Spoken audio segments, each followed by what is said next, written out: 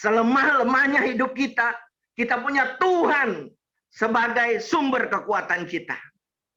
Serapu-rapunya kita, pasti Tuhan akan menguatkan kita. Selemah-lemahnya kita, Tuhan akan memulihkan kita. Saya percaya kok. Yang pertama, yang penting apa nih kalau begini nih? Sekali lagi ya. Ingat Tuhan. Kuncinya ingat Tuhan. Yuk kita buka ya. Lukas 23 ayat 42. Lihat penjahat nih. Yuk kita baca. Udah dapat Lukas 23 ayat 42.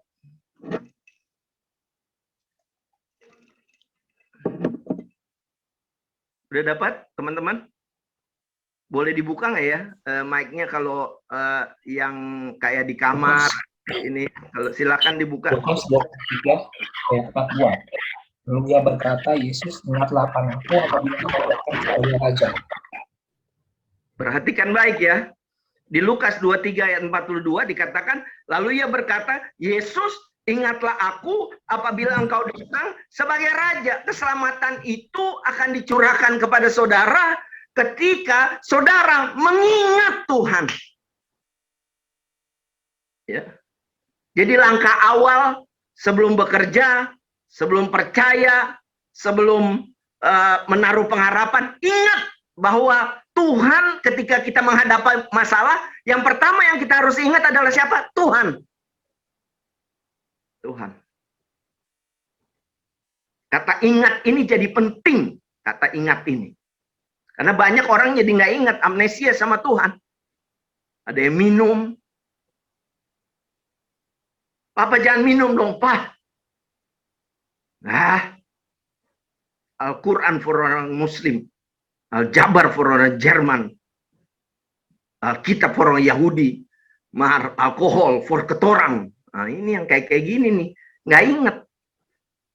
Jadi ingatnya minum. Minum ntar pagi-pagi udah pusing lagi. Ada yang ingat mantan. Jadi rajin. Datang ke reuni. Wah, ketemu mantan. Waduh, luar biasa. Aku lagi sekolah. Lah, sekolah di mana? UGM. Di UGM di Jogja. Bukan. Di hati aku. Apa sih UGM? Universitas gagal move on. Waduh, luar biasa. Kalau saya bicara begitu, luar biasa. Terus mantan balas, aku bukan babi. Dan aku tidak buta. Tapi cintaku kepadamu membabi buta. Waduh, luar biasa. Jadi ya kayak ini masalah. Awal dia curcil, ya. Terus curcol, curhat, habis itu curi-curi pandang. Yang begini, banyak terjadi kayak begini. Tiap hari saya lihat, buset. Banyak banget. Mau di infotainment, mau di sosmed. Waduh, orang berselingkuh sana-sini. Tokoh-tokoh agama juga ada. Aduh, gawat deh. Anak-anak muda, artis, segala macam. Sudah macam-macam. Kenapa? Karena amnesia. Lupa. Seperti kata penjahat di samping Tuhan Yesus itu. Yesus, ingatlah aku. Kalau kamu sudah sampai di surga nanti, ingat gue. Dan Yesus jawab, kamu sekarang juga akan berangkat kamu ke surga kamu. Karena apa? Karena darah Yesus yang muncrat itu ketika dia dipaku. Di atas kayu salib itu muncratnya ke penjahat. Ini yang saya mau bilang, sejahat-jahatnya Anda dan saya, kuasa pemulihan Tuhan dinyatakan dalam diri saudara-saudara dan saya.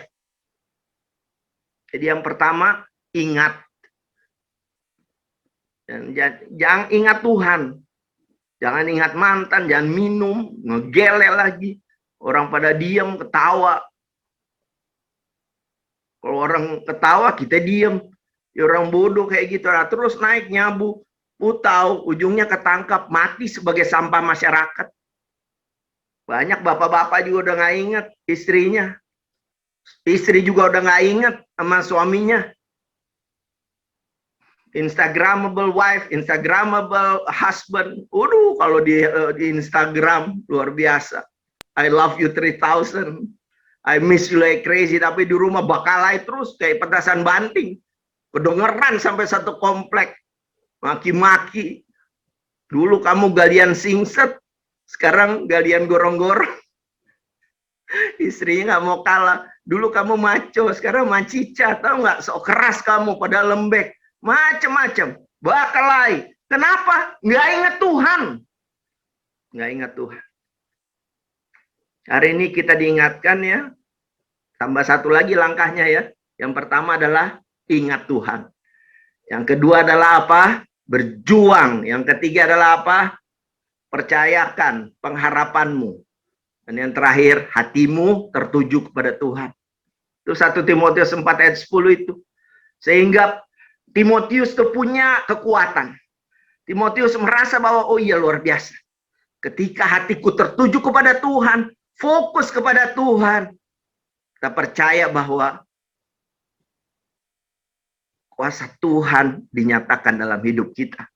Kita percaya bahwa Tuhan itu merancangkan yang baik buat kita. Cuman kadang-kadang kita nggak imun, kadang-kadang kita down.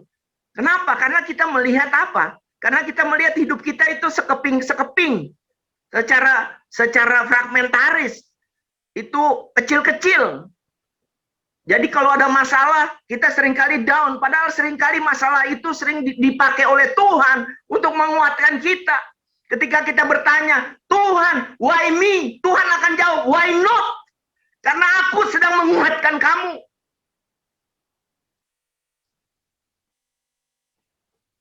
Persoalannya kamu mau nggak ingat aku? Kadang-kadang malah persoalan seringkali dipakai Tuhan untuk supaya kita ingat Tuhan. Karena seringkali kita udah lupa sama Tuhan. Sekarang berjeri lelah, berjuang. Yang kedua ya, jadi pertama ingat, yang kedua lah berjeri lelah. Ya, dalam 1 Timotius 4 ayat 10. Di situ dikatakan apa? Kita jangan diam, harus juga mau kerja. Kerja keras, kerja cerdas, kerja tangkas, kerja ikhlas, dan kerja tuntas. Jangan malas. Kalau kita menghadapi situasi sulit, jangan malas.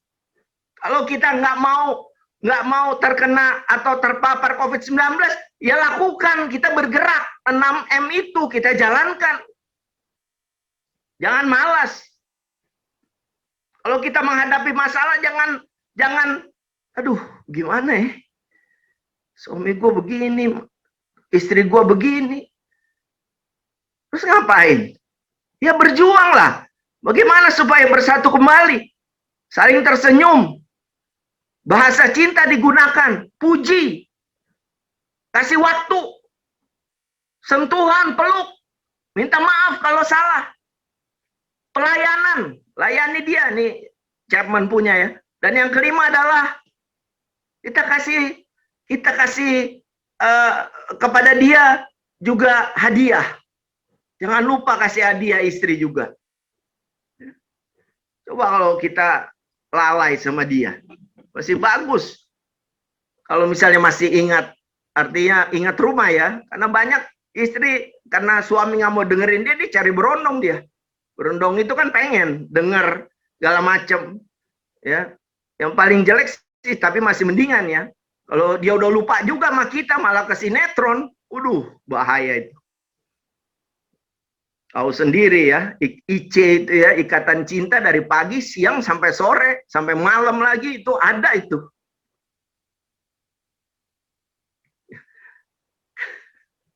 Kalau dari nyanyi ya, aduh luar biasa. Engkau jauh di mata, tapi dekat di doa, aku merindukanmu. Luar biasa. Tapi dibandingkan suami dengan Arya Saloka, bandingkan istri dengan Andin ya, dan yang lain-lain, ujungnya parah udah. Hari ini kita diingatkan, sekalipun sulit, yuk berjuang, bertarung dalam hidup. Ya, kita nggak boleh melemah.